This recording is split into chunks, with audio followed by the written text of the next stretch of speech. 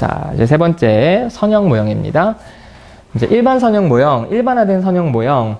우리가 이제 선형이라는 이야기를 많이 쓰는데요.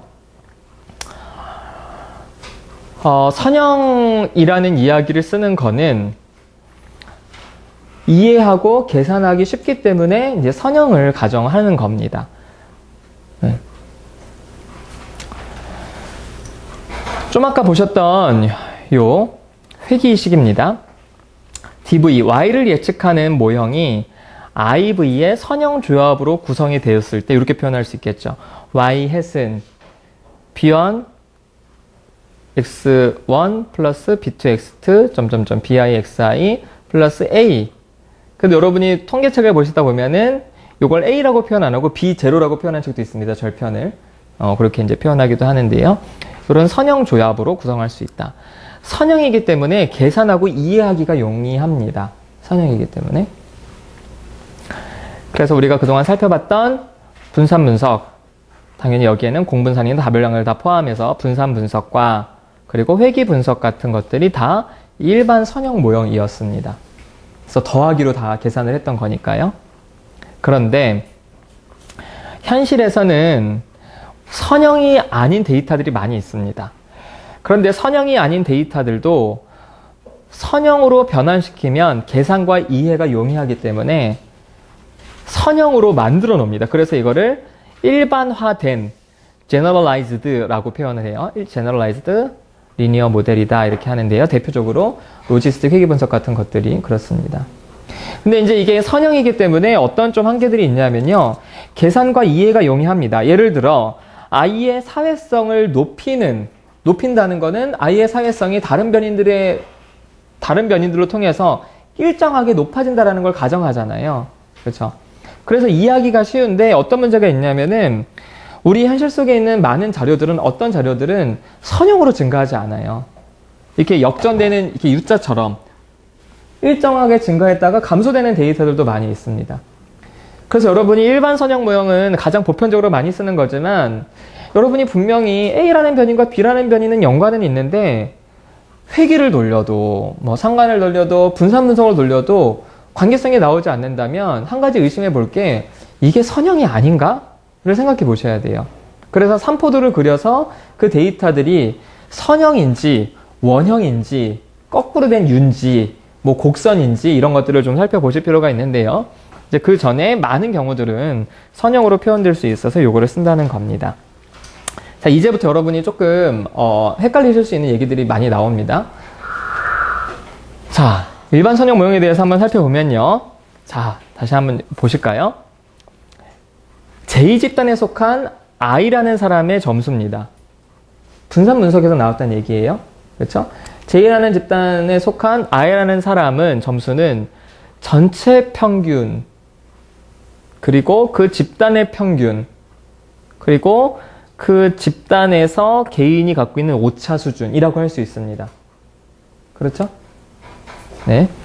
전체 평균도 갖고 있고 집단의 영향도 받고 그 개인차도 갖고 있는 거죠. 그래서 요거를 바꿔버리면 요거를 이렇게 표현하면요.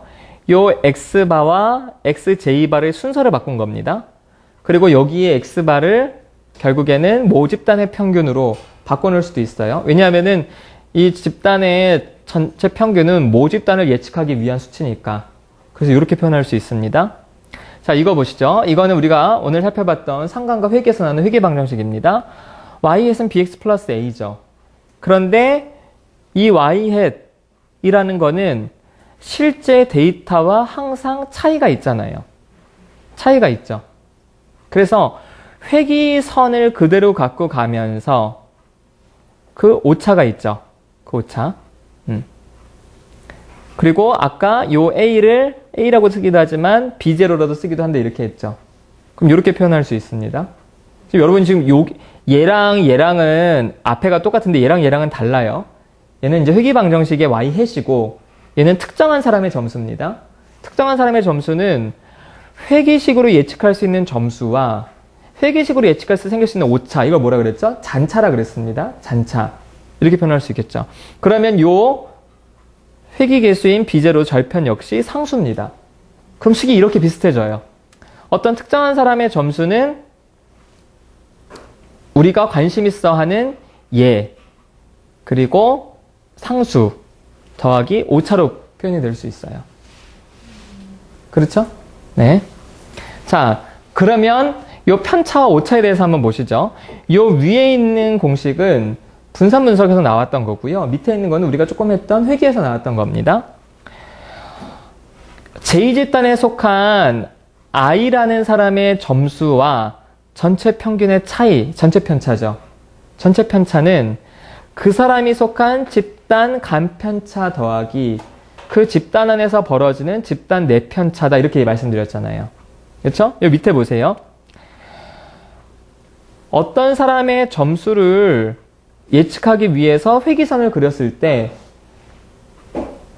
평균으로 예측했을 때 생길 수 있는 그 전체 오차는 회기선으로 예측했을 때 생길 수 있는 오차와 회기선으로 예측을 해도 예측하기가 불가능한 오차가 있죠. 그렇죠? 그래서 얘를 SS 전체는 SS 집단과 더하기 SS 집단 내 제곱해서 시그마를 씌워버리면은 서브 스퀘어가 되고, 이것도 제곱해서 시그마를 씌워버리면 이렇게 SS 전체는 SS 회기 더하기 SS 잔차가 되죠. 그런데 여기 여러분 잘 째려보시면은 얘가 뭡니까? 얘가 연구자의 관심이고 얘는 통제할 수 없는, 어쩔 수 없는 오차라는 거예요. 그래서 수리적으로는 얘네들이 지금 같아지고 있는 겁니다. 그러니까 여러분이 앞에서 살펴보셨던 분산 분석과 지금 회기 분석이 수리적인 논리를 통해서 지금 계속 같아지고 있는 거예요.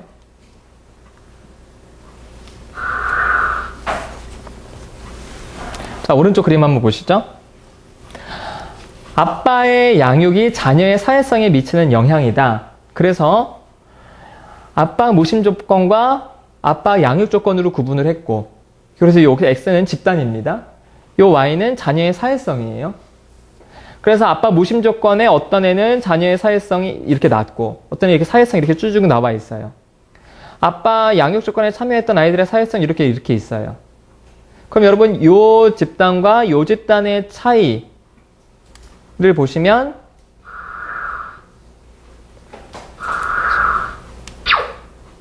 이제 이렇게 보시면 예전에 여러분 많이 보셨던 거죠. 그쵸? 전체 편차는 요 집단, 아빠 양육 집단의 집단 간편차 더하기 집단 내편차죠. 그쵸? 그런데 이렇게 보시면 얘를 이제 3포도로 한번 보세요. 3포도. 그러면 여기 회기선을 그리겠죠? 그랬을 때 요 y라는 i의 평균으로부터의 예측 오차, 전체 오차는 회기선으로 예측했을 때의 오차와 회기선으로 예측해도 예측할 수 없는 잔차가 있습니다. 그쵸? 근데 제가 지금 이것만 바꿨잖아요. 그쵸? 그래서 결국에는 지금 수리적으로 계속 같아지는 겁니다. 수리적으로. 그럼 여기서 F값과 결정계수와 T값의 관계들을 볼까요? R스퀘어는 뭡니까? 전체 중에서 회기가 차지하는 영역이죠. 전체 중에서 회기선으로 예측 가능한 비율이 바로 R스퀘어였죠. 요거를 이렇게 표현할 수 있고요. 자, 이제 F값을 보실까요? F값은 집단 내 분산분의 집단 간 분산이었죠. 그리고 집단 내 분산은 집단 내 자유도분의 집단 내 SS. 그리고 MS 집단간은 이제 자유도 집단간분의 SS 집단간. 이렇게 돼 있죠. 그런데 앞에 슬라이드에서 집단간은 회기랑 같고 집단 내는 잔차랑 같잖아요. 왜 같냐고요? 똑같잖아요. 이거를 두 집단으로 볼 수도 있고 3포도로 볼 수도 있으니까. 그럼 결국에는 주 전체는 얘 더하기 얘인데 이거를 분산분서로 오면은 얘는 집단 간편차고 회기로 보자면 얘는 회기식으로 예측 가능한 오차고 얘는 항상 우리가 통제할 수 없는 어쩔 수 없는 잔차나 집단 내편차잖아요. 그래서 집단 간을 회기라고 보시면 되고 집단 내를 잔차라고 보시면 되는데 여기 보실까요? 요 집단 간 자유도는 제2집단, 그러니까 집단의 개수 빼기 1이고 집단 내 자유도는 전체 n수에서 집단수를 뺀 거예요. 그렇죠? 근데 여기 보세요. 요 집단 간은 R스퀘어로 바뀌었고 요 집단 내는 1-R스퀘어로 바뀌었어요. 왜 이렇게 바뀌었냐? 요 회기는 집단 간이라 그랬죠. 요 잔차는 집단 내라 그랬죠. 그래서 얘랑 이름을 바꿔서 하면은 요런 공식이 됩니다. 요런 공식이 돼요. 그런데 이게 두 집단일 경우에는 요런 관계성이 생깁니다. 두 집단 세 검증은 t 검증으로 할 수 있고 f 검증으로 할 수 있거든요. 그래서 t 검증의 제곱은 f 값이 돼요. 그래서 여기에 이제 공식을 써놓은 겁니다. 자, 100명의 아이들이에요. 100명의 아이들을 두 집단으로 나누었습니다. 그럼 집단 간 자유도는 1이죠. 집단 내 자유도는 전체 n수에서 집단수를 빼니까 98이죠. 1 플러스 98은 99죠. 전체가 집단 간 자유도 더하기 집단 내 자유도는 전체 n수에서 빼기 1이니까 99가 맞죠? 자, 그래서 압박 무심 조건과 압박 양육 조건 아이들이 사회성의 차이를 보니까 F값이 6.53이 나왔어요. P값을 계산해 보니까 0.12가 나왔습니다. 0.05 수준에서는 유의미하다고 할 수 있죠. 그렇죠? 그런데 얘를 3포도로 놓고 R값을 표준 회귀 개수를 구해 보니까 0.25의 상관이 나왔어요. 0.25의 상관이 나왔고 이것도 역시 0.012 수준에서 유의미합니다. 그런데 이번에는 이 두 개의 데이터를 F검증이나 T검증으로 해봅시다. T검증. 두 집단이니까 자유도가 98이죠. 왜? 독립집단의 자유도는 전체 n수에서 빼기 2를 해주니까. 그렇죠? 그럼 98이고 T값은 2.56이 나와요. 그리고 P값은 0.12가 나옵니다. P값은 다 똑같이 나오게 돼요. 그래도 여러분 2.56을 제곱하면 6.53이 나옵니다. 그런데 여기에서는요, 요 F값이 T스퀘어일 경우는요, 단순 회귀 혹은 두 집단인 경우에만 이 논리가 가능해요. 세 집단이 되면은 혹은 단순 회귀가 아니라 중다회귀가 되면은 이 공식은 성립하지 않습니다. 그래서 여기는 지금 무슨 얘기를 하는 거냐면은 우리가 지금까지 분산 분석과 회귀 분석을 지금 따로따로 다뤘지만 사실은 수리적으로 계산을 해보면 얘네들은 지금 같은 논리를 따르고 있는 거다. 그 논리라는 거는 하나의 선형 회귀식에서 계산이 가능한 거다라는 얘기입니다. 여러분이 오늘 집에 가셔서 이거 좀 해보세요. 요 집단 간을 회귀로 치환하시고 집단 내를 잔차로 치환하셔서 계산을 해보시면 요게 나올 겁니다. 이게 지금 단순 회귀이기 때문에 요는 소문자 R스퀘어로 하셔도 돼요. 소문자 R스퀘어로 하셔도 되고 해서 이렇게 나올 거다. 그리고 한번 여러분이 갖고 있는 논문을 가지시고 논문을 찾아보고 실제로 계산을 해보세요. 그래서 회귀 분석을 돌리면요, 이제 그런 얘기들을 하시죠. 아까 그 스테바이즈 방식이나 다음에 위계적 방식이나 여기에서 각 단계마다 유의성 검증을 해준다 이런 얘기를 했잖아요. 그쵸? 각 단계마다 유의성 검증을 해주는 거는 자녀의 사회성에 영향을 미치는 어떤 아빠의 양육 태도 점수를 넣었어요. 그러면은 아빠의 양육 태도가 자녀의 사회성에 대략 R스퀘어 값으로 0.4가 나왔다라고 한다면 이 0.4, 다시 말해서 40% 영향을 미치는 게 유의미하냐 아니냐는 F 검증으로 해줍니다. 아니 그럼 회귀인데 갑자기 F 값이 왜 나오냐, 그렇잖아요. 회귀인데 이 논리를 생각하시면 돼요.